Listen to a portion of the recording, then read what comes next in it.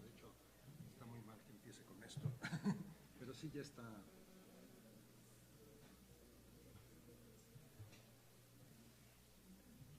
Voy a pasar un poquito y regreso.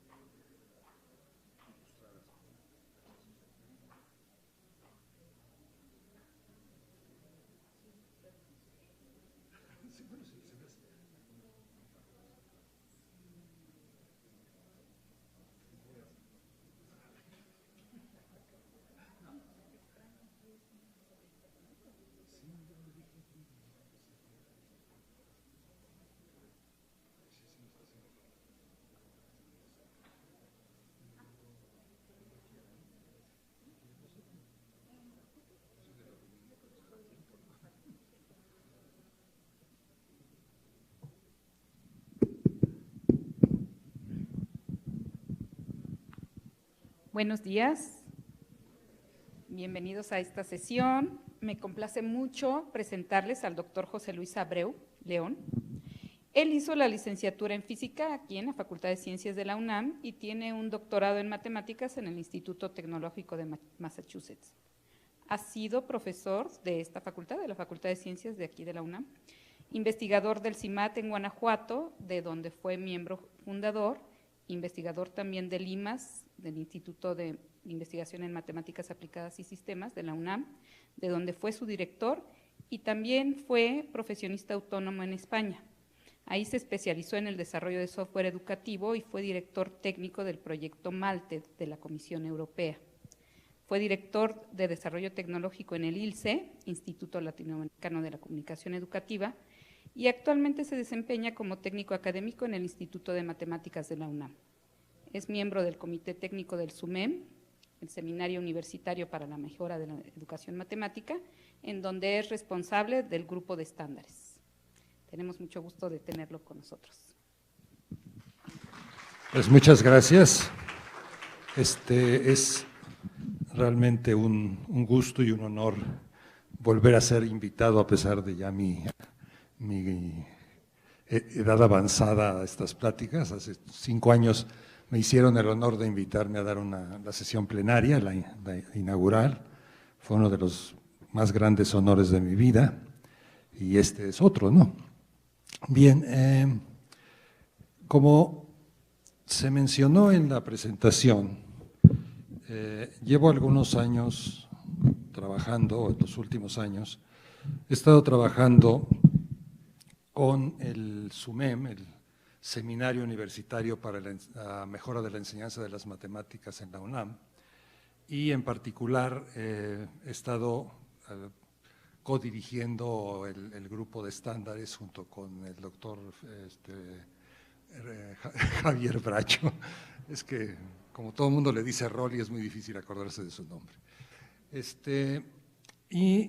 Lo que voy a explicar hoy, a presentar, son las ideas a las que hemos llegado después de estos varios años de trabajo, colaborando con profesores, discutiendo mucho con ellos, a veces peleándonos con ellos, a veces escuchándolos, a veces obligándolos a que nos escuchen, en fin, hay muchas, y leyendo mucho acerca de todo lo que es pues los cambios que se han estado llevando a cabo, que se han querido estar realizando en la enseñanza de las matemáticas, particularmente en el nivel de bachillerato.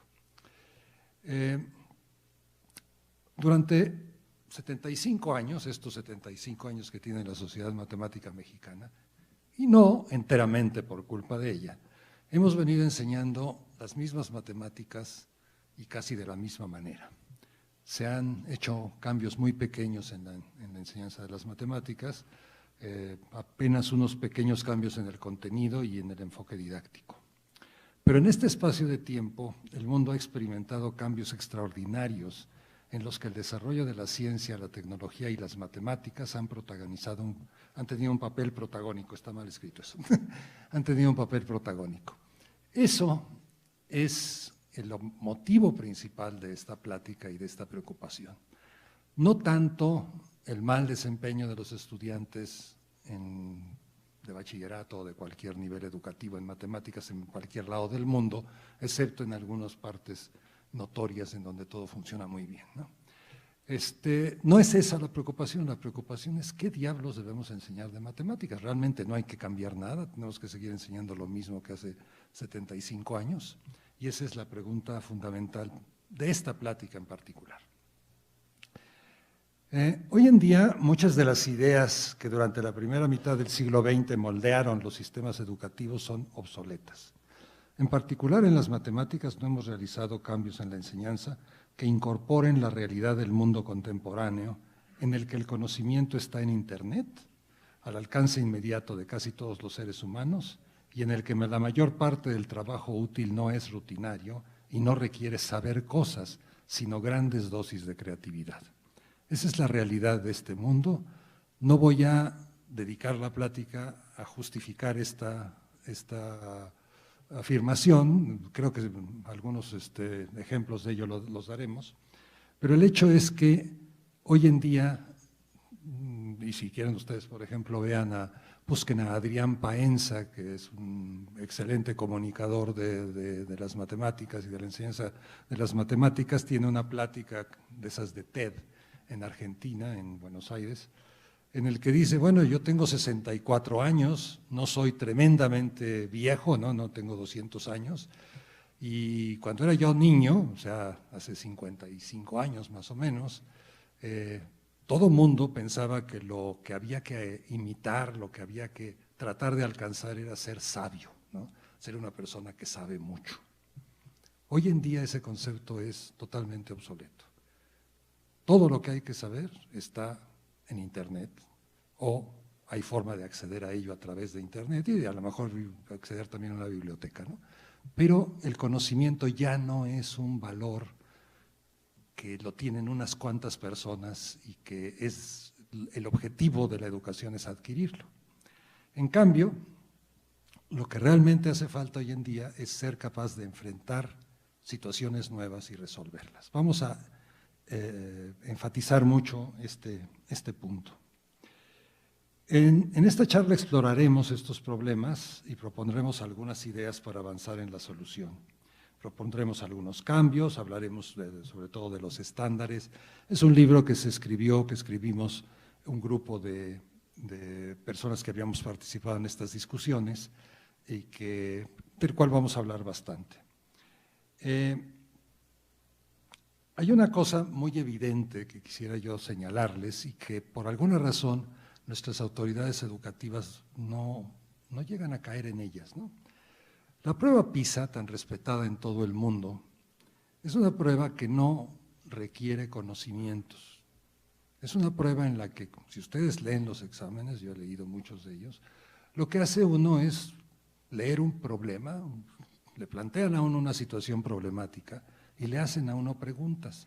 Toda la información que se requiere para resolver la pregunta viene en la propia pregunta.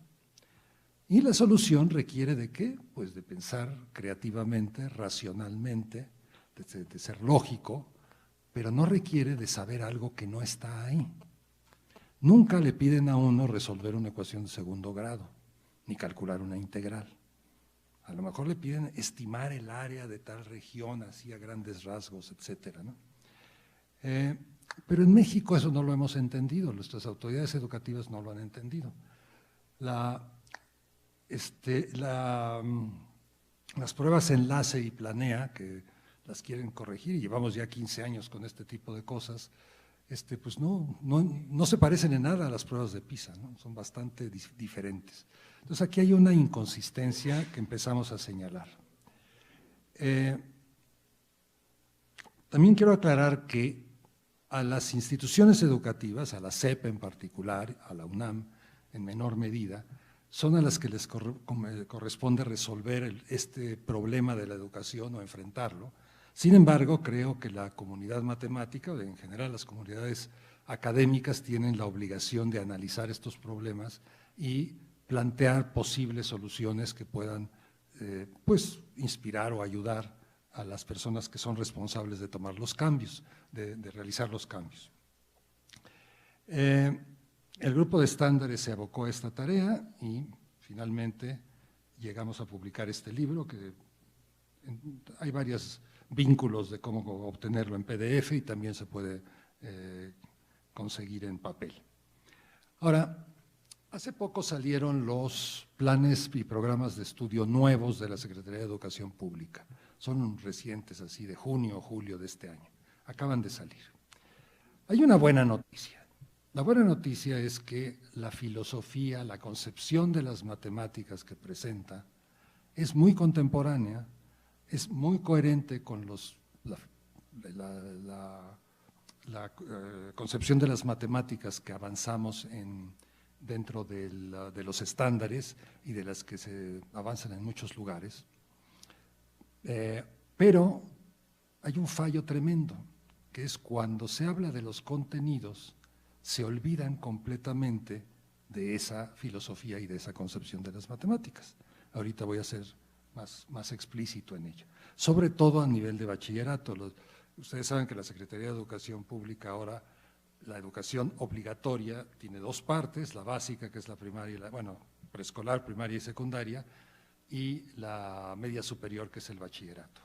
A pesar de que el bachillerato tradicionalmente ha dependido de las universidades, ya hay, la mayoría de los estudiantes del país que estudian bachillerato estudian con los planes y programas de estudio de la SEP, no de las universidades. Cada universidad que tiene un bachillerato tiene sus propios planes de estudio, pero cosas como el Colegio de Bachilleres y otras instituciones aportadas por la SEP utilizan los planes de estudio. Entonces el hecho, o sea, la buena noticia de que la idea de lo que hay que hacer ya la tienen, y la mala de que lo que están haciendo no contradice o incluso traiciona esa idea, pues es algo grave y vamos a tratar de enfatizar un poco ese punto.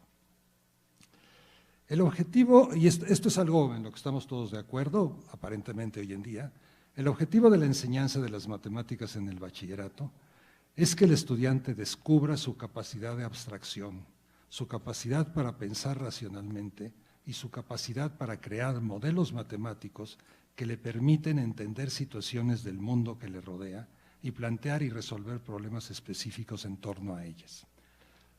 Esta frase puede sonar así como un balde de agua fría. Ahí no se habla de números, ni de geometría, ni de cálculo, ni de nada. Se trata de una forma de pensar, de una actividad. Eso lo dice la SEP, lo dicen los estándares y lo dicen prácticamente todos los programas y planes de estudio contemporáneos. Ahora, muy pocos realmente enfrentan esa idea con radicalidad. A ver, ¿cómo se puede enfrentar esta idea? Hay una parte en la que sí se ha tomado en cuenta, el método de resolución de problemas, se dice, ¿no? Esa es la panacea hoy en día. Sí y no. Vamos a ver un poco de eso. Yo estoy de acuerdo, siempre lo he estado, pero lamentablemente a veces se sobresimplifica la idea de lo que quiere decir enseñar por el método de resolución de problemas. Vamos a tratar de ver algunos ejemplos a lo que me refiero. Entonces, sí, el método de resolución de problemas es bueno, y el papel del maestro en este método es plantear situaciones problemáticas que deben ser interesantes, que deben ser significativas, que deben motivar la aparición y la creación de matemáticas importantes que se pueden utilizar en muchos otros lugares. Y el papel del estudiante es esforzarse por comprenderlas y resolverlas. Su papel no es hacerlo bien. Esto es algo que tenemos que aprender. Todos los matemáticos profesionales, todos los científicos profesionales saben que una de las cosas más importantes para ser un científico, para ser una persona creativa, es equivocarse muchas veces hasta que uno encuentra una solución que ya no está equivocada. Nosotros, por alguna razón, hemos desarrollado un sistema educativo en que lo importante es sacar bien las pruebas, no hay que equivocarse en las operaciones porque si el resultado es 3 y yo dije 3,5, pues está mal. Ese tipo de cosas es algo muy del pasado y creo que deberían evitarse, olvidarse. La enseñanza por la fuerza, la enseñanza impositiva, pero la enseñanza por el miedo nunca ha funcionado. Vamos a ver algunos ejemplos de lo que puede ser problemas típicos que ayudan, que se pueden plantear prácticamente en cualquier nivel, sobre todo definitivamente en el nivel del bachillerato, que no requieren de una preparación previa. Voy a comentar aquí un punto sobre la experiencia en el SUMEM.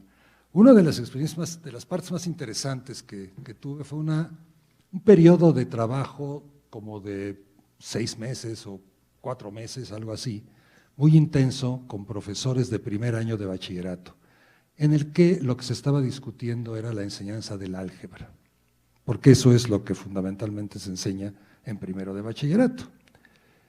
La conclusión a la que se llegó es que no había que enseñar álgebra. Enseñarla es un grave error.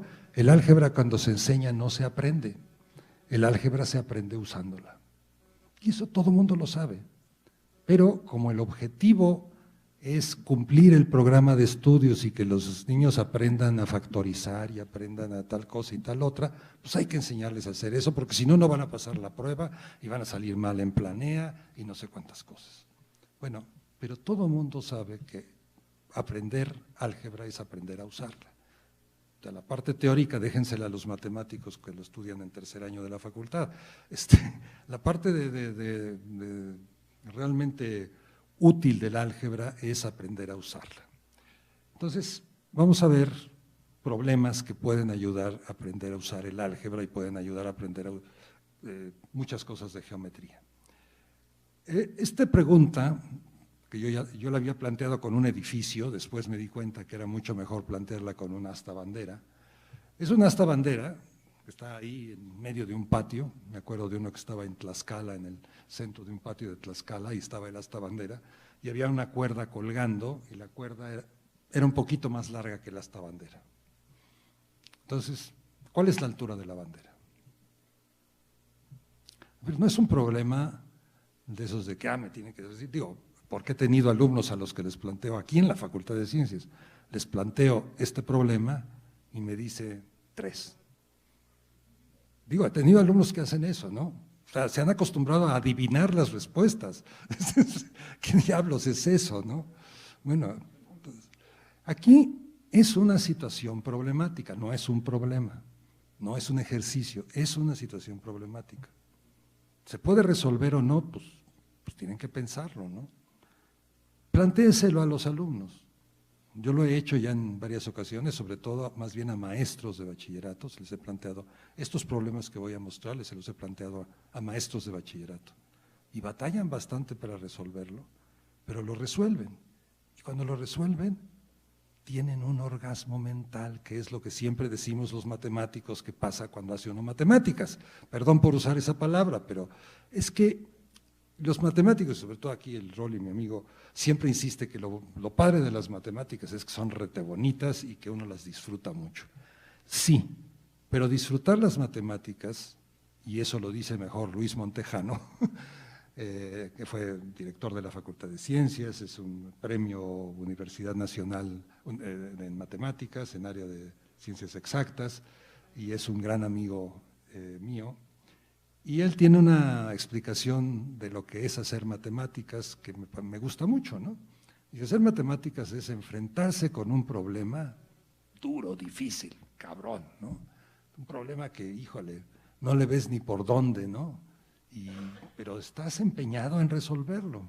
Y pruebas una cosa y de repente, después de mucho tiempo, encuentras una idea y la escribes y se la platicas a una persona y te dice, qué genial, y se la platicas a otro, qué genial, se la platicas al tercero y el tercero te dice, no, eso está mal.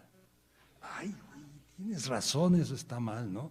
Y otra vez, de nuevo, a empezar de nuevo. Y así, a veces, varias veces, hasta que finalmente uno encuentra la solución. Y cuando encuentra la solución ya ni se la tiene que platicar a nadie, pero si se la platica a uno, todo el mundo va a decir, qué padre, ¿no? Entonces se siente una tremenda satisfacción. Esto es lo que necesitamos enseñarle a la gente hoy en día, no para ser matemáticos, sino para enfrentar la vida profesional, la vida creativa del momento. Necesitamos enseñárselos y la única manera de enseñárselos es que ellos tengan esas experiencias. Hay otra anécdota que quiero contar sobre un profesor que fue un profesor de la facultad hace muchísimos años, hace 45 años, algo así, todavía era profesor de la facultad, fue profesor en Jalapa sobre todo, el profesor Federico Velasco, era un español refugiado muy chistoso que hablaba, era muy simpático, padre de Lourdes Velasco, profesora de la facultad. El día que lo conocí, que fue cuando regresé de sacar mi doctorado, y en una cena lo vi discutiendo con el que era mi director de tesis, Ismael Herrera, y estaban discutiendo algo que yo no entendía porque tenían una bronca así de esas de años, ¿no? Que no es cierto, que tal cosa. Finalmente estaba yo perdido y discutían de si de si había alumnos inteligentes, más o menos inteligentes o no, o que solamente había unos que eran muy inteligentes y otros que eran muy tontos, algo así entendía yo. Pero entonces dijo una frase Federico Velasco, dice, mira, no te hagas líos. Hay dos clases de personas en este mundo. Aquellos que alguna vez han entendido algo en su vida y aquellos que nunca jamás han entendido nada. Y hay un abismo que los separa. Ahora, eso se puede entender como algo que clasifica a las personas. Yo creo que no era esa la intención de Federico Velasco, conociéndolo. Yo creo que clasifica a las personas en un momento dado.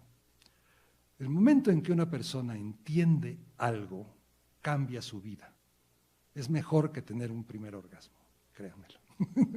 Sí, eso es, o sea, porque ¿qué es entender? Entender no es aprender a resolver el problema de tarea. Entender es algo que, vamos a ver en alguno de estos ejemplos, de pronto dice uno, ah, eso es así. Y no importa quién me diga que no es, aunque Trump diga que la manzana es un plátano, los que hayan visto la CNN sabrán de qué estoy hablando, no importa quién diga una cosa, si ustedes saben que eso es de esta otra manera, en términos matemáticos, en términos racionales, nadie los va a convencer de otra cosa. Vamos a ver algún ejemplo de ello. Y de eso se trata las matemáticas. Finalmente las matemáticas lo que son es aprender a enfrentar problemas y resolverlos de tal forma que cuando tenemos la solución, sabemos que esa es la solución, porque hemos llegado a ella de manera racional y tenemos una certeza absoluta. Vamos a ver ejemplos de eso. Bueno, en este caso particular, ¿cómo se procede?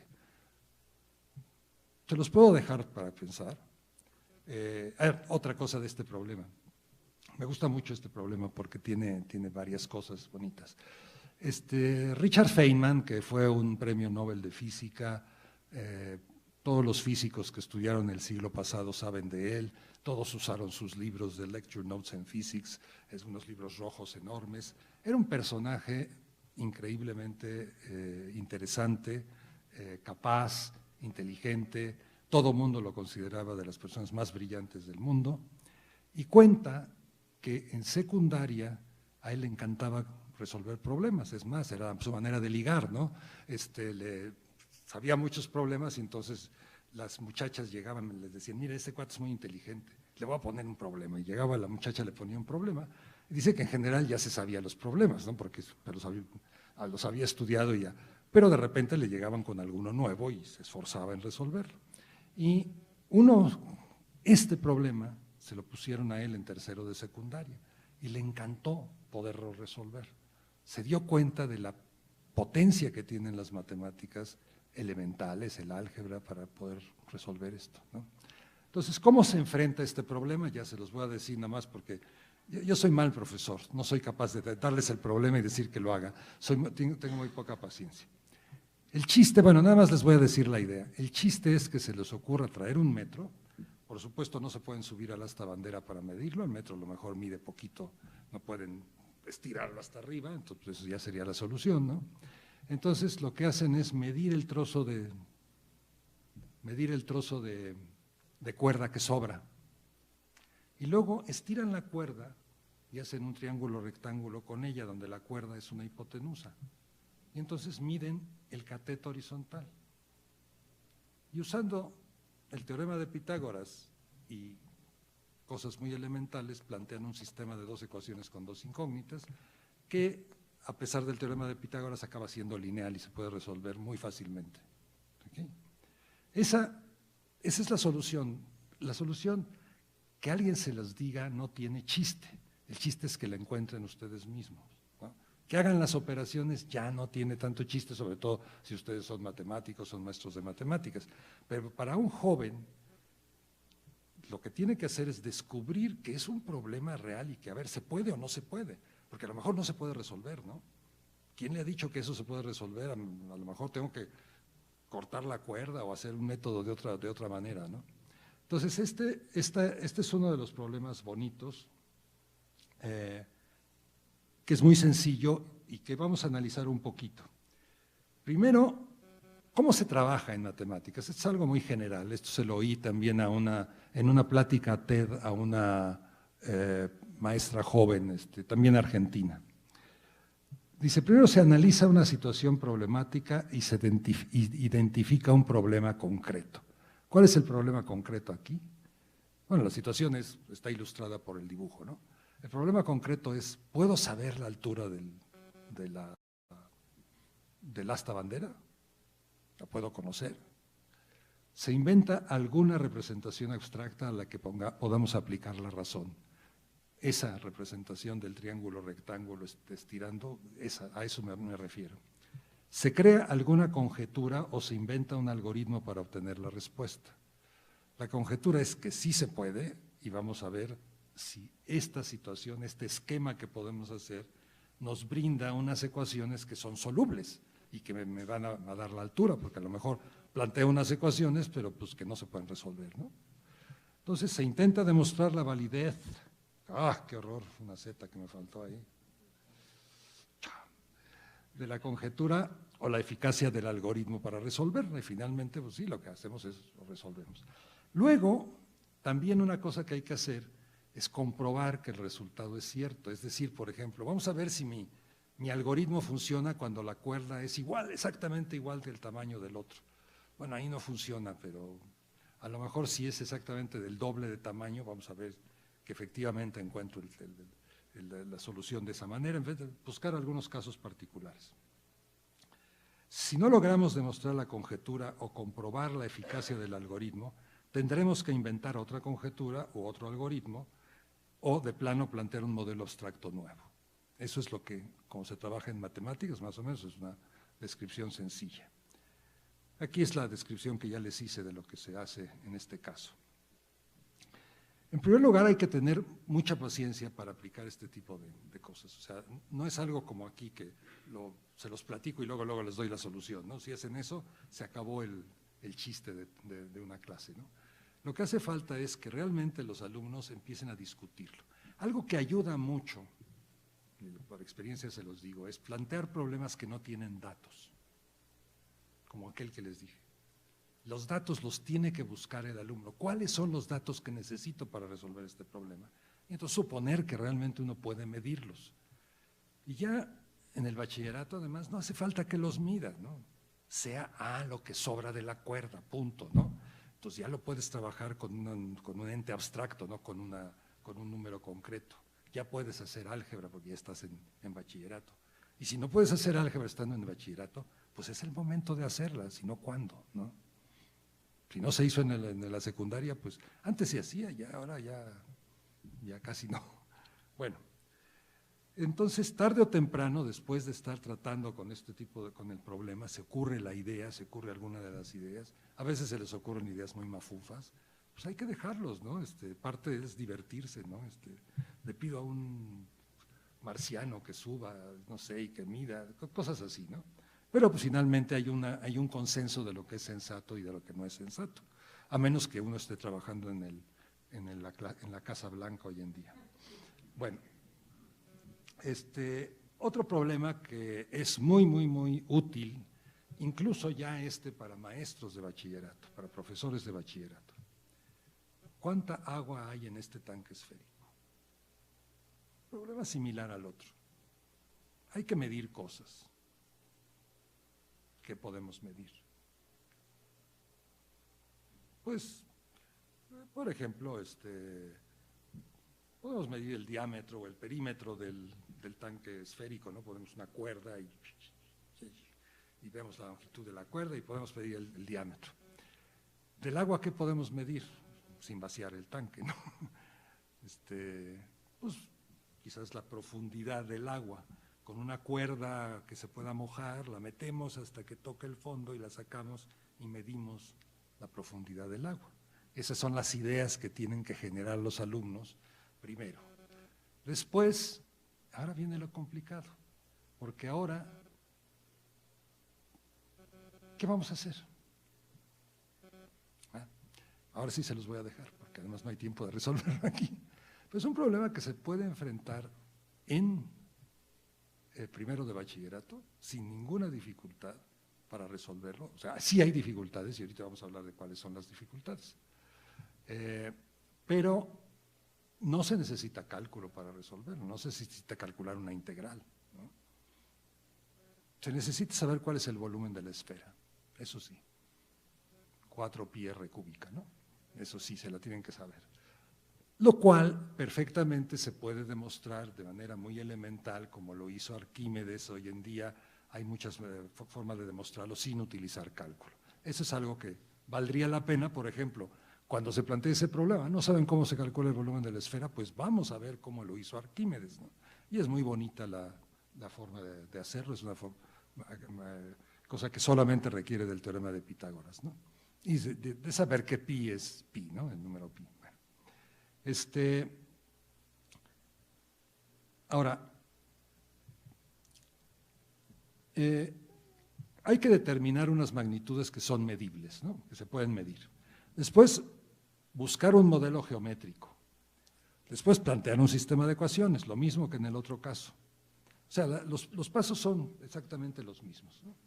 Solo que aquí hay un problema, que es que los alumnos y los profesores de bachillerato no tienen idea de lo que es un ángulo sólido. Porque una de las cosas que hacer es estimar el ángulo sólido que abarca la superficie del agua que está en contacto con la… Y estimarlo no quiere decir calcularlo, no es una cosa muy difícil. Es calcular qué porcentaje del ángulo sólido total, que se suele medir como 4π, que es la superficie entre el radio, qué porcentaje del ángulo total es lo que cubre, y esto se puede calcular de una manera bastante sencilla, ¿no? Bueno, pero el concepto de ángulo sólido es un concepto complicado. Yo recomiendo antes tratar este problema, que en realidad es un problema plano. ¿Cuánta agua hay en un tanque horizontal cilíndrico? De la misma manera, puede ser un tubo de esos que llevan el desagüe y quiere uno medir cuánta hay, en fin, mide uno la altura y con eso estima el volumen en un metro lineal de tubo, por ejemplo.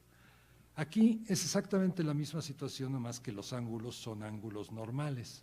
Sí, pero no se trata aquí de medir el ángulo en grados, sino hay que utilizar radianes para que tenga sentido todo el trabajo.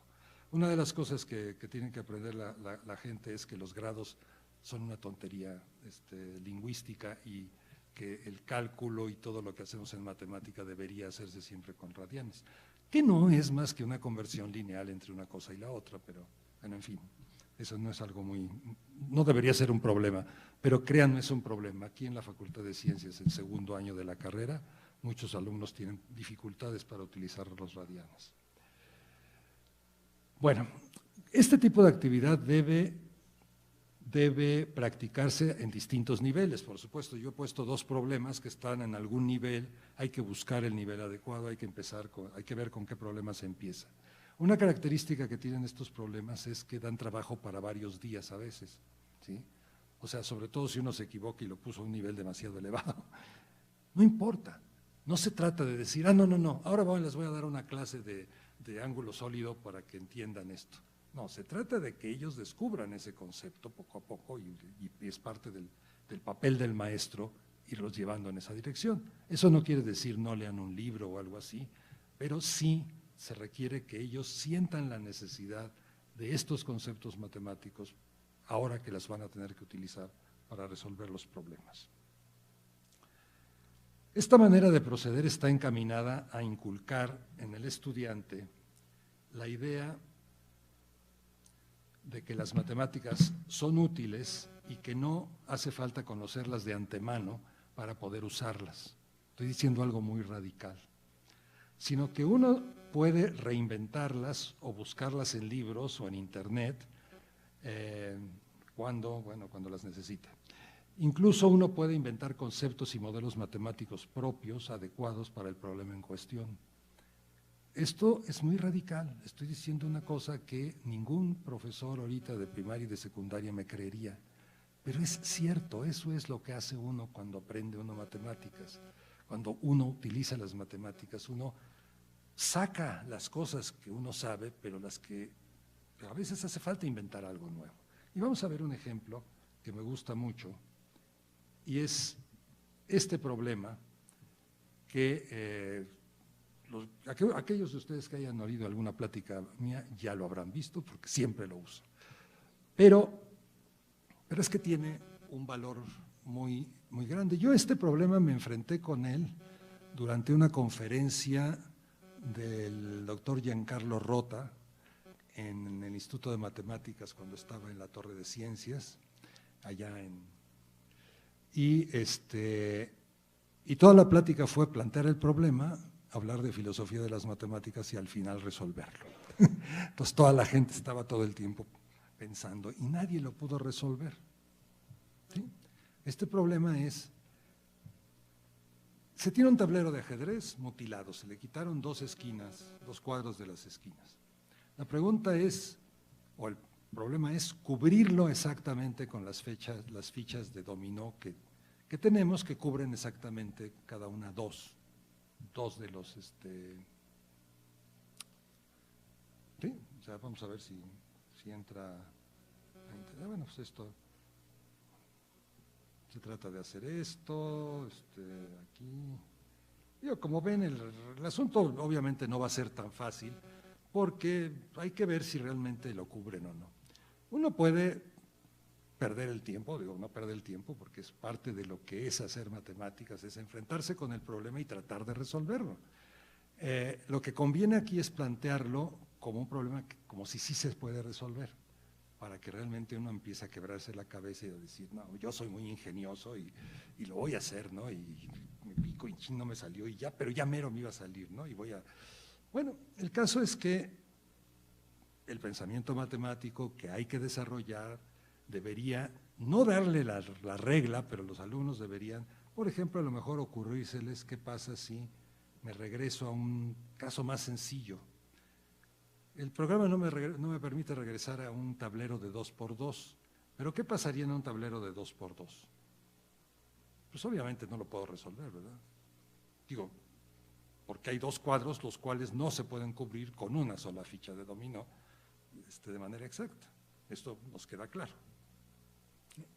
Bueno, con el de 4×4 sí se puede resolver, pues lo podemos intentar.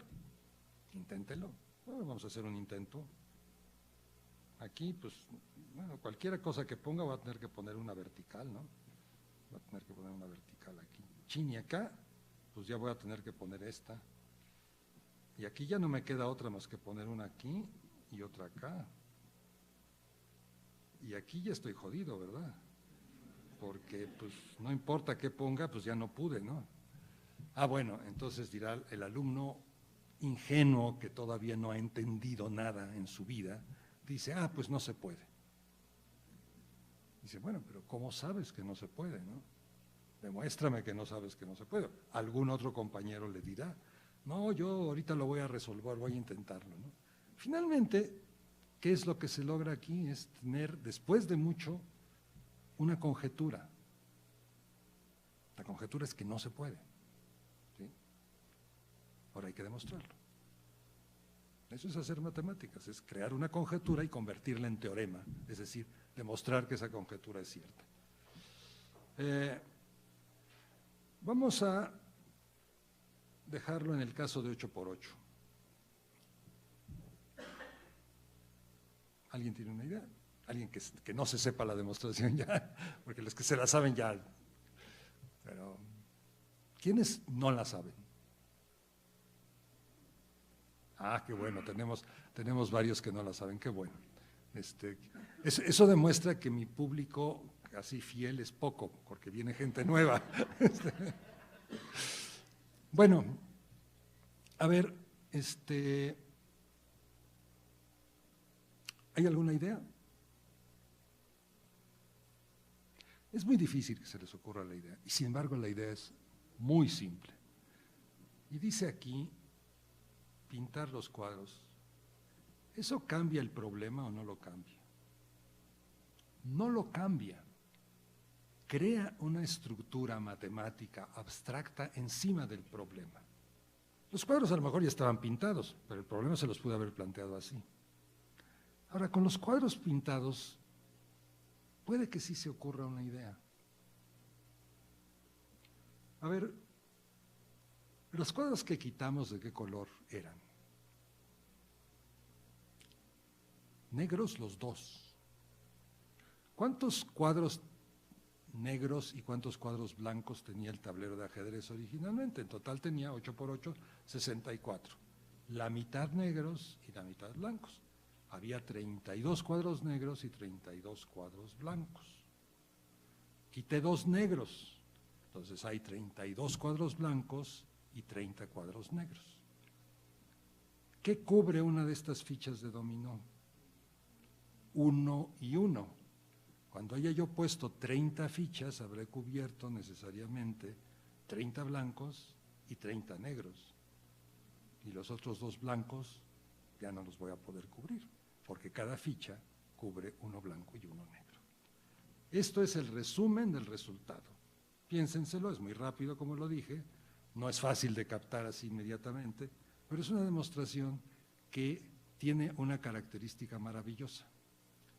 Si un día a Trump se le ocurre tuitear que él ya resolvió este problema, ustedes se pitorrean de él, ¿verdad?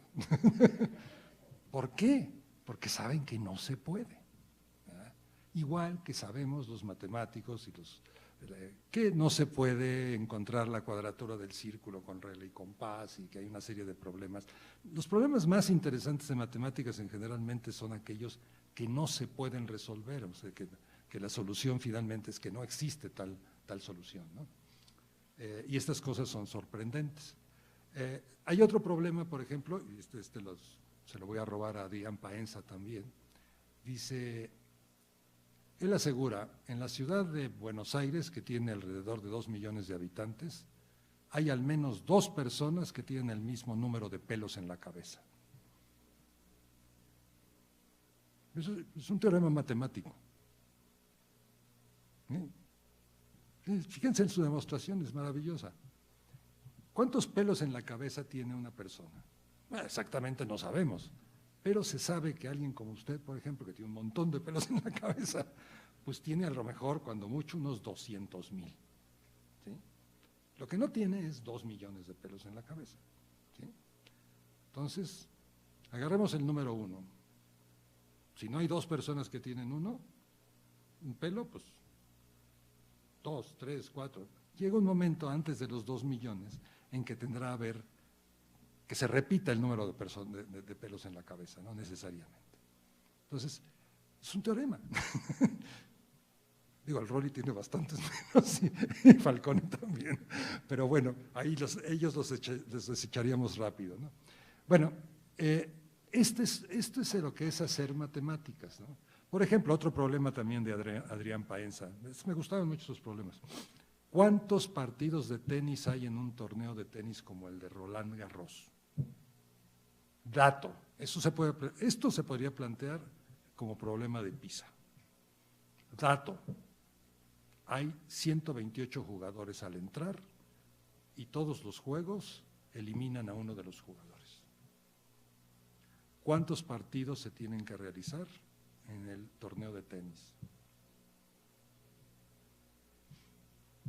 Bueno, piénsenlo. 128 jugadores. Bueno, no les voy a dar la solución, piénsenla. Pero, a ver, hay 2 maneras de hacerla, ¿no? Pensar que, bueno, se hace a lo mejor no es cierto porque llueve, pero entonces el primer día se hacen 64 partidos. A lo mejor no es cierto porque, pero bueno, vamos a suponer, ¿no?, que se organiza de manera que hay 64 partidos. Entonces hay 64 juegos. El día siguiente va a haber 32, al día siguiente 16, etcétera. Entonces suma uno ese número y ese es el número de partidos. Sí, pero eso es demasiado complicado. Matemáticamente hay una solución mucho más sencilla. Piénsenla.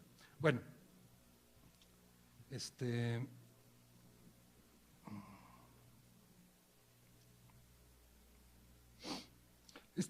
problema del tablero de ajedrez es un problema excelente porque se ve que un problema no tiene que ser difícil de plantearlo para que sea un problema difícil.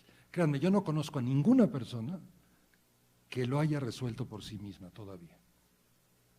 Alguien lo tiene que haber resuelto, ¿verdad? Seguramente, a lo mejor el que lo inventó. Pero la solución es tremendamente sencilla. Entonces es típico que una vez que se tiene la idea correcta, la estructura matemática, la herramienta matemática adecuada. ¿Cuál es la herramienta matemática adecuada? Pintar los cuadros. ¿Sí? Nosotros estamos muy familiarizados con ese patrón. Lo podemos manejar con facilidad. A lo mejor en lugar de pintarlos, los teníamos que numerar y ver cuáles son, cuáles le corresponden números nones y cuáles pares y cosas por el estilo, ¿no? Hay otras maneras de hacerlo, pero nos facilita. Esa es la idea matemática buena, ese es el concepto matemático novedoso que hay que poner. No necesita números, bueno, sí necesita, tuvimos que contar 32 y esas cosas, ¿no? Pero no necesita grandes cantidades de matemáticas y sin embargo es muy difícil de que a uno se le ocurra la idea. Su dificultad lleva a plantear algo que suele pasar en los problemas de la vida real. Los problemas de la vida real no sabemos si los podemos resolver, por eso son problemas, ¿no? Entonces hay que currárselo, hay que trabajar, a ver si podemos, a ver si no, y finalmente tenemos una conjetura. Una conjetura puede ser un algoritmo para resolver el problema, o puede ser la idea de que no se puede, y entonces tenemos que demostrar que es imposible, que cualquier algoritmo fallaría, ¿no? No es posible demostrar la conjetura sin inventar una estructura matemática. Yo no digo, aún con los cuadros pintados, la gente tiene dificultades para razonar sobre ese asunto. Sin embargo, es una cosa muy elemental. Y esto es algo que los alumnos, los egresados de bachillerato deberían poder hacer con toda facilidad. De otra manera, les va a ir muy mal en la vida, ya les voy a demostrar. Con la nueva estructura, la demostración es muy sencilla, solo requiere del uso de la razón. Esa cosa tan fácil de usar y tan difícil a la vez, ¿no? La razón es muy fácil de usar cuando la tiene uno las cosas claras, pero a veces es muy difícil tener las cosas claras. Y con la demostración, la conjetura se convierte en un teorema y el teorema nos da certeza absoluta. ¿Sobre qué? Sobre una cosa que no le importa a nadie. Siempre es así en matemáticas. La certeza absoluta la adquirimos sobre algo que no le interesa a nadie, pero que a lo mejor, si le estamos aplicando en una situación real, nos da certeza sobre algo real. Por ejemplo, este problema, de hecho, se supone, y no me voy a meter en ello, que se plantea en términos de circuitos eléctricos, de circuitos digamos, de discos duros o de memorias, ¿no? La memoria necesita tener una entrada y una salida, y pues, tiene un montón de conexiones ahí. Bueno, no voy a meterme en los detalles, pero resulta que no se puede hacer un circuito completo de esa manera, ¿no? Tiene uno que agregar, no puede ser cuadrado, tiene que agregarle un pedacito por acá o alguna cosa más, ¿no? Bueno. Vamos, otra cosa importante en la enseñanza de las matemáticas, que hoy en día es realmente algo necesario, las simulaciones. Las simulaciones, vamos a ver ejemplos de simulaciones. O sea, vimos ejemplos de problemas o de situaciones problemáticas. Las simulaciones permiten explorar una situación problemática para comprenderla bien y familiarizarse y generar conjeturas.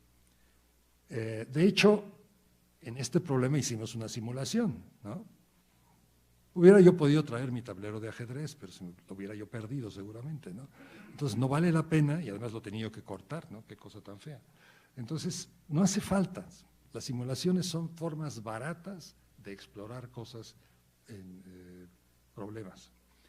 Permiten comprobar la factibilidad de las conjeturas convirtiéndolas, por ejemplo, en hechos empíricos. A veces uno hace una simulación y dice, mira, esto pasa, y siempre pasa, mira, esto siempre pasa. Ah, ya tenemos una conjetura, que eso siempre pasa. Matemáticamente hay que probarlo, ¿no? Hay que demostrarlo. Ayudan a diferenciar entre un hecho empírico y un teorema. Sí, me puedo convencer de que eso es cierto, pero el teorema es lo que me da la certeza absoluta. El teorema es lo que es el punto final del aspecto matemático. y la claridad con que se muestran las conjeturas sugiere a veces ideas para demostrarlas. Veamos un ejemplo. Este es uno de los ejemplos que debería aprovecharse mucho en la educación básica, que es lanzar dados. Pero si uno se pone a lanzar dados, como lo suelen hacer algunos maestros con muy buenas intenciones en el salón de clase, van a generar un desastre. ¿Por qué? Porque lanzar dados es algo, lo que se aprende lanzando dados es algo que requiere de lanzar dados muchas veces. Muchas, pero muchas veces. No 10, ni 100, ni 1000 veces, muchas más, ¿no? Por ejemplo, aquí tomé la fotografía habiendo lanzado los dados, no en la realidad, sino en una simulación, por supuesto, 200 veces. 200 veces se puede hacer en la práctica con los dados. Digo, van a pasarse todo el día, toda la hora de clase lanzando dados y alguien tomando notas, equivocándose de cuáles fueron los resultados, discutiendo sobre cosas que no son propiamente matemáticas. Y en una simulación, pues el programa mismo que hace la simulación nos puede ofrecer los resultados, ¿no? Aquí, todo mundo que haya jugado dados sabrá que el 7, cuando se tiran dos dados, el número 7 es el más probable que salga. Y en esta corrida, que no fue una corrida demasiado especial, el 7 tiene menos resultados, solo 25 resultados, contra 29 del 6 y contra 29 también del 8. ¿Qué dice una persona que no sabe, que no ha estudiado esto a fondo? Esos dados están cargados. Bueno, esto es algo muy grave. Es muy grave, porque eso es lo que se hace hoy en día con el conocimiento científico y la realidad, ¿sí?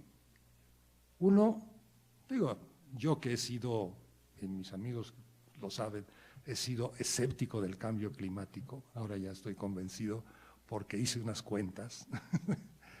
¿Qué es lo que dice uno? Hombre, hoy hace frío, ¿no? Hoy hace mucho frío. Pinche cambio climático, ¿no? Es una mentira total. Está nevando, ¿no? Como un congresista de los Estados Unidos llevó una bola de nieve al Congreso. Miren la nieve. El cambio climático es una tontería, ¿no? Bueno, ¿por qué? ¿Por qué pasa esto? Porque tenemos la tendencia a pensar que una golondrina hace verano, ¿no? Una sola observación o muy pocas observaciones nos convencen de que algo es cierto. Esa es una de las cosas más graves que puede pasar en un país que está gobernado por gente que no sabe la forma en que se comportan los procesos aleatorios. Por ejemplo, el clima tiene una componente aleatoria, la temperatura tiene una componente aleatoria, oscila muchísimo. Entonces, ninguna observación que hagamos en un corto plazo, incluso de 10 años, tiene mucho sentido. Esto se aprende tirando dados y observando lo que sucede, ¿sí? Porque tenemos mucho menos observaciones del clima que de los dados. Entonces, a mí no me convencen las observaciones de que la temperatura ha aumentado.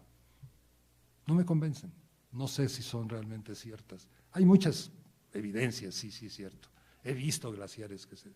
Sin embargo, lo que sí me convence es que si hace uno las cuentas del efecto invernadero que se produce con la cantidad de dióxido de carbono que ha aumentado en la atmósfera porque el hombre lo ha soltado, que es como el 40% más de dióxido de carbono, eso no es el 40% de los gases invernaderos, es solo el 2% de los gases invernaderos. Ese 2%, ¿qué efecto produce? Pues resulta que si uno calcula eso, produce un efecto de 10 grados de aumento de temperatura en el agua del mar, perdón, 1 grado en 10 años, que es bastante lo que se predice con las observaciones, ¿sí? Bueno, entonces, para tomar decisiones como salirse o no salirse de los acuerdos de París y este tipo de cosas, es necesario entender, y es necesario entender la variación y entender la probabilidad y entender la estadística. Una de las cosas más graves que tenemos hoy en día es que en el Congreso de Estados Unidos solamente el 10% de los congresistas entiende un poco de cosas científicas. El presidente Obama intentaba entenderlo, el actual obviamente creo que no es capaz, pero bueno. En México no sé cómo es la situación, nadie ha hecho un estudio en ese sentido, ¿no? Pero, entonces, sí es muy importante que la gente aprenda este tipo de cosas. Y no se trata de aprender otra vez a resolver integrales o algo así. Se trata de aprender a pensar científicamente. Y parte del aprender a pensar científicamente es aprender a pensar matemáticamente. Entonces, este hecho de que lo que esperamos es una distribución de este estilo y lo que obtenemos es una de estas con 200 tiradas que ya nos parecen muchas, es una realidad. Y hagan otra y a lo mejor les sale bonita, pero la probabilidad de que les salga fea es muy alta. Entonces la probabilidad de observar que algo se sale de la norma es muy alta, aun cuando los fenómenos sean aleatorios. Esto se llama la ley débil de los grandes números en la probabilidad y es uno de los teoremas más importantes que debería la gente no saber demostrar, porque es muy difícil de demostrar, pero sí entender su significado. Bien, las simulaciones ayudan a ese tipo de cosas. Una cosa más es, en la enseñanza de hoy en día de las matemáticas, es aprender a programar. No se lo están tomando en serio la gente. A ver, aprender a programar aclara muchos detalles del álgebra, las variables, las funciones, las estructuras matemáticas y los algoritmos, todas cosas muy matemáticas. Enseña a ser riguroso y ordenado al trabajar. No puede uno, al programar, cometer errores, porque si los comete el programa no funciona o funciona mal, y eso es muy obvio. Fomenta la creatividad, pues para explorar, pues se requiere una herramienta de extraordinaria expresividad que es el lenguaje de programación. Abre nuevas posibilidades para explorar y comprender situaciones problemáticas complicadas. Amplía enormemente las oportunidades de obtener un empleo bien remunerado. Esto también es importante, aunque estemos en una universidad en la que no nos importa alimentar al capitalismo. Y amplía las posibilidades incluso de crear empresas propias, ¿verdad? ¿Qué creen que Elon Musk o ¿cómo se llama? Bill Gates y este tipo de gentes han hecho, que son ahorita gente de las más ricas del mundo? Lo que hacían era programar. Son programadores, son gente creativa que expresó su creatividad programando y tienen una formación, Steve Jobs y todos ellos, una formación matemática muy amplia, no en el sentido, seguramente Bill Gates ahorita no puede calcular una integral por cambio de variable, no lo creo. Sin embargo, durante toda su vida pudo enfrentar y resolver problemas muy difíciles que requerían del raciocinio y todo esto. Entonces, en el mundo moderno no hay que ser sabio sino creativo, y la mejor herramienta que tenemos para expresar la creatividad es un lenguaje de programación. Veamos algunos ejemplos del salón de clase experimentados. Este ejemplo se hizo en Oaxaca en un salón de clases de maestros de bachillerato. En el salón de clases se hizo el ejemplo. Se programó un método para estimar pi, parecido al que utilizó Arquímedes, que es esencialmente esa figura, calcular el área del hexágono interior, el área del hexágono exterior, aunque Arquímedes lo que hizo fue calcular el perímetro del hexágono interior y el perímetro del hexágono exterior y decir el perímetro de la circunferencia está entre esos dos. Y luego se pasa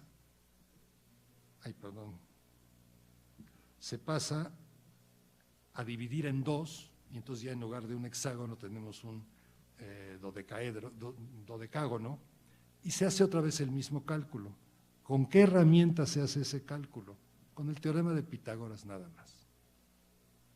Nada más hay que usar el teorema de Pitágoras, es excelente para hacerlo en primer año de bachillerato. Y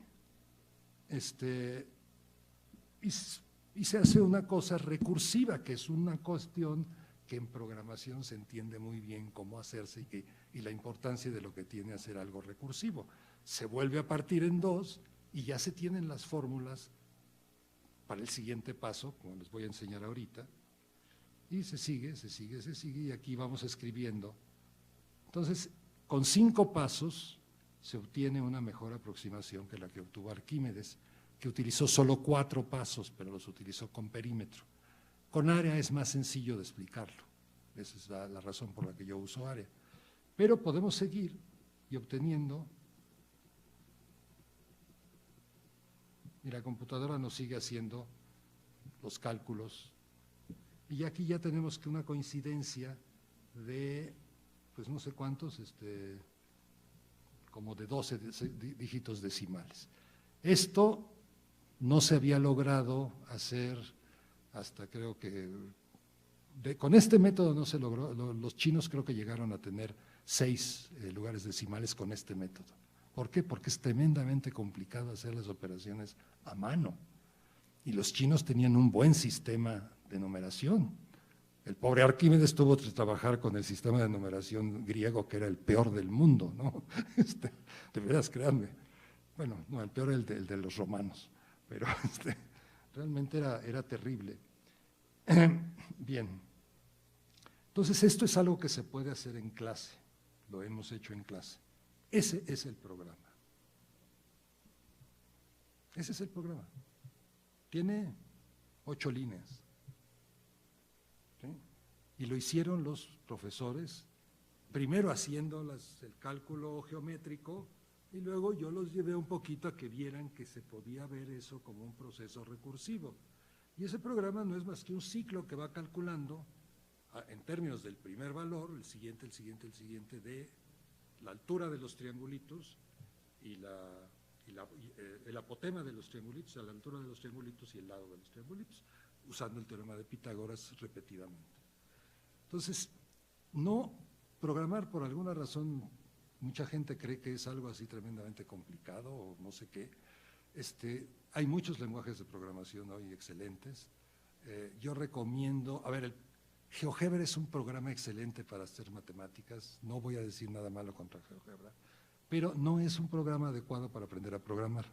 ¿Sí? Esa es quizás mi mayor crítica con GeoGebra. Creo que se deberían enseñar a programar. Lamentablemente hemos visto que los programas de bachillerato, de la SEP en particular, tienen una clase de informática que es informática de usuario. Los maestros que dan esa clase no saben programar, entonces ¿quién va a enseñar a programar, no? Los matemáticos que aprendieron en la Facultad de Ciencias hace años a matemáticas y que odiaban a las computadoras, porque para llevar una computadora al Instituto de Matemáticas, yo sé de alguien que tuvo que fajarse los pantalones y hacer un trabajo muy difícil, porque las matemáticas no se hacen con computadora, era lo que se decía anteriormente, ¿no? Bueno, ¿verdad? Entonces, bueno, ya voy a tratar de terminar.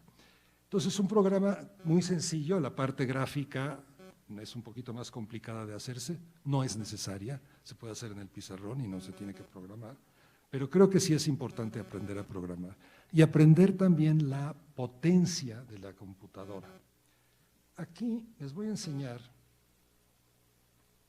algo que también hicimos, esto lo hicimos en Tlaxcala, también con maestros de bachillerato.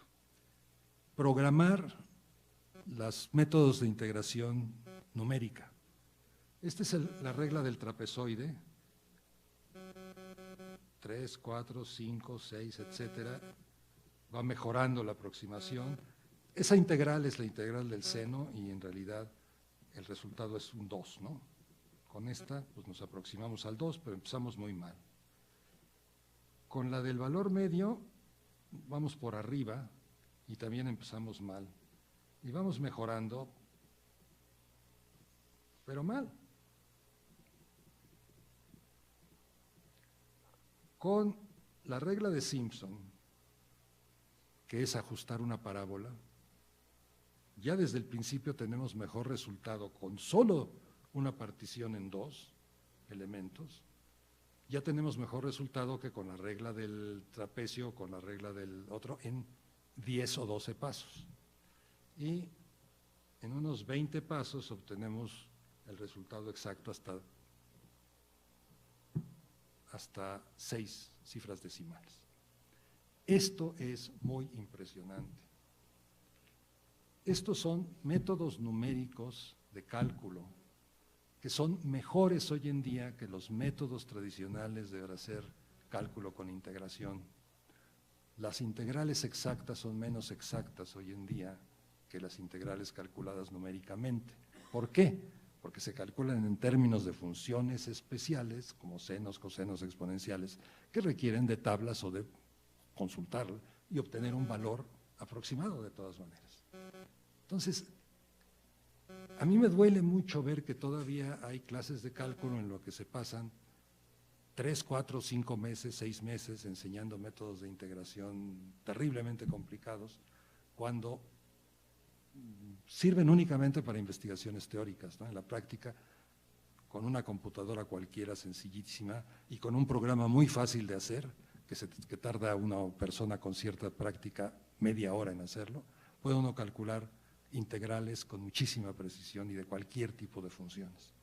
Entonces, es realmente bastante increíble que hoy en día no estemos enseñando a programar. Este es el programa para hacer eso. Tiene varias funciones porque estamos viendo los distintos métodos de integración, pero este es el método de integración de la regla de Simpson. Y además saben de dónde sale la regla de Simpson, y esto me lo enseñó uno de los maestros de Tlaxcala, que era un maestro normalista, y no porque lo supiera, sino porque se dio cuenta.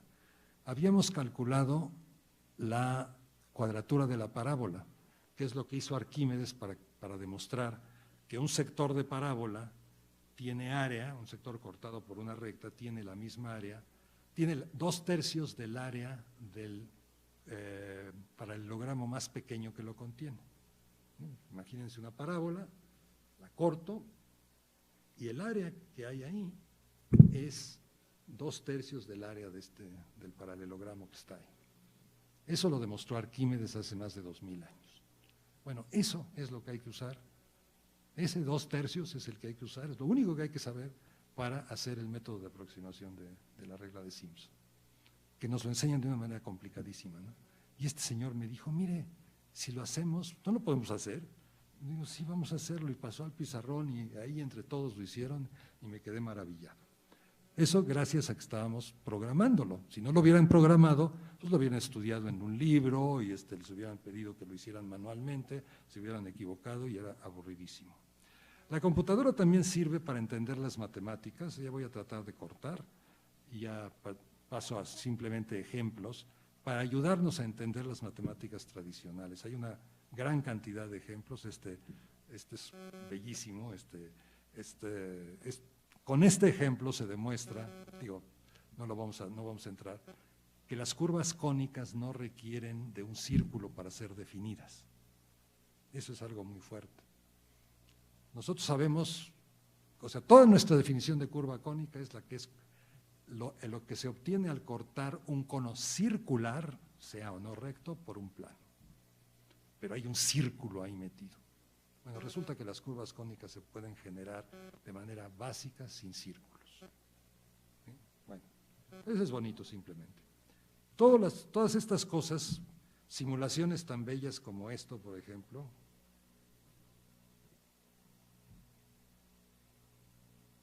el péndulo doble. Bueno, ¿esto qué es?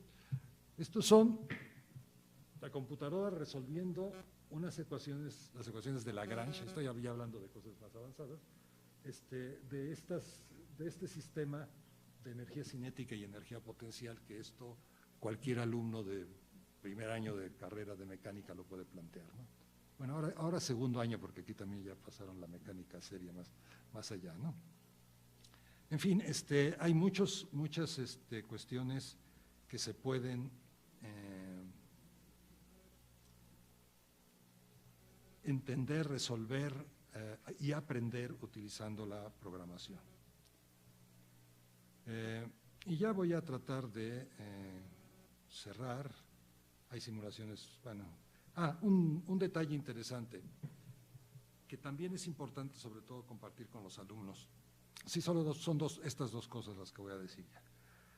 Uno de los lugares donde más se usan las matemáticas elementales, las matemáticas del bachillerato prácticamente, las matemáticas en todo caso de los primeros años de las carreras, o sea, geometría analítica, vectores, cosas más sencillas de matemáticas, es en Pixar, en la empresa Pixar. Todas las simulaciones, todas las animaciones que ustedes ven tan maravillosas están hechas definiendo superficies, curvas, etcétera, con métodos muy sencillos y muy elementales. Y generadas, claro, por computadora.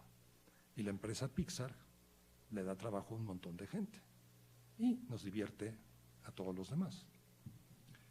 Hay unas pláticas en internet muy bonitas sobre este asunto que vale la pena que las vean y que las compartan con los alumnos. Perdón, mira qué pasó aquí. No sé, me llevó a otro lado esto. Bueno, ya no voy a pasar. Se pueden entender incluso las matemáticas superiores, se pueden resolver problemas usando la computadora. Y lo último que quiero decir ya es lo siguiente. Ya lo mencioné. Una cosa importante es que el saber matemáticas, el saber pensar, razonar matemáticamente, ayuda a tener un buen trabajo y un buen nivel de vida. Eso es algo que los alumnos deberían estar interesados y los profesores también. Una cosa que se hizo, el Financial Times, el Wall Street Journal, perdón, ha hecho unos estudios de mejor calidad de vida según las profesiones. Lo ha hecho durante varios años. Desde el primer año y en la mayoría de los años que lo hace, el mejor nivel de vida de una profesión es el de los matemáticos. Ah, sorpresa, ¿verdad? El segundo, el de los actuarios, Facultad de Ciencias también. El tercero, el de los estadísticos, que aquí son actuarios. El cuarto es el de los biólogos, Facultad de Ciencias. El quinto es el de Ingeniería de Software, Facultad de Ciencias. Analista de sistemas de cómputo, por fin historiador. Bueno, y ahora, historiador era una profesión muy mala antes. Ahora lo que pasa es que toda la información para la historia está en internet y ya no tiene uno que respirar polvo y esas cosas que era terrible para los historiadores, ¿no? Bueno, esto cambia, no siempre ha sido el matemático, pero la profesión que estadísticamente ha sido la mejor en el sentido de calidad de vida, que incluye ingresos económicos, esto es en Estados Unidos, incluye ingresos económicos, incluye salud, incluye bienestar, incluye sentirse bien, es la de matemático. ¿Por qué? Es claro, es que el matemático lo único que hace es divertirse. ¿Sí? Y eso es lo que queremos que la gente haga, que se divierta haciendo matemáticas. Si para divertirse hay que entrenar, a veces, sí, aprenderse las tablas de multiplicar y resolver un montón de ecuacioncitas para adquirir práctica, sí, pero ese es entrenamiento para poderse divertir, igual que para completar un maratón hay que entrenar, ¿no? Pero ustedes han visto el final de un maratón. No me refiero a los ganadores, ¿no? Me refiero a sentarse en la meta de llegada del maratón durante 3 o 4 horas. ¿Qué es lo que van a ver? Van a ver unos cuantos inconscientes que llegan sufriendo y llorando y todo. Pero la mayoría de la gente llega feliz. ¿Sí? ¿Por qué? Porque han logrado algo. A la gente le gustan los retos. Y lo peor que estamos haciendo en la educación en México es quitarle los retos a los estudiantes para aprender. Cada vez les ponemos cosas más sencillas. Así no se aprende nada. Las matemáticas se aprenden cuando hay que enfrentarse a problemas que son problemas verdaderamente y que hay que esforzarse para resolverlos. Bien, y ya para terminar, estas son las caras de 4, el de arriba a la izquierda y abajo a la izquierda es el mismo, 4 de los recientes ganadores de la medalla Fields, es el premio más grande que hay en matemáticas. Terence Tao, considerado el hombre más inteligente del mundo hoy en día. Cédric Villani, un francés bastante raro que da plática siempre con una araña aquí, y hoy en día es asesor de Macron, del presidente de Francia. Artur Vila es un brasileño, y Marian, siempre me cuesta mucho Mirzayani, Mayra Mirzayani, que era iraní, lamentablemente murió hace 2 meses, creo, hace mes y medio. Estos han sido de los mejores matemáticos del mundo recientes. Véanles las caras y compárenlas con las de Donald Trump. Y bueno, creo que eso es todo. Tenemos un rato para preguntas y comentarios, no mucho, perdónenme, pero…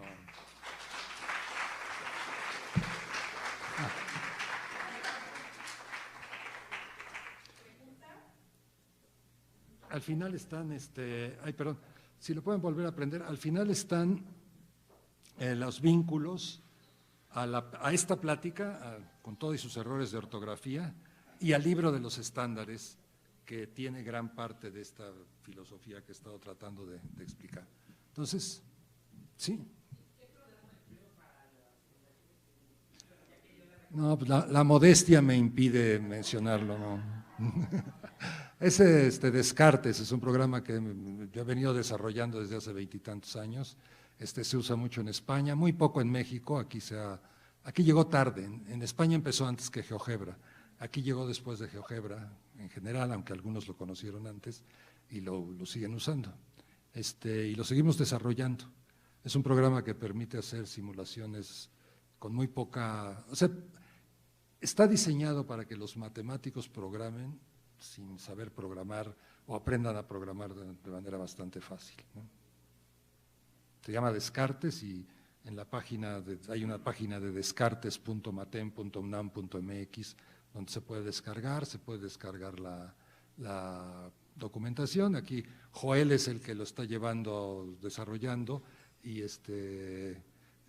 Alejandro Radillo es el que está manteniendo la documentación y trabajando en hacer más cosas. ¿Qué más? Acá, doctor.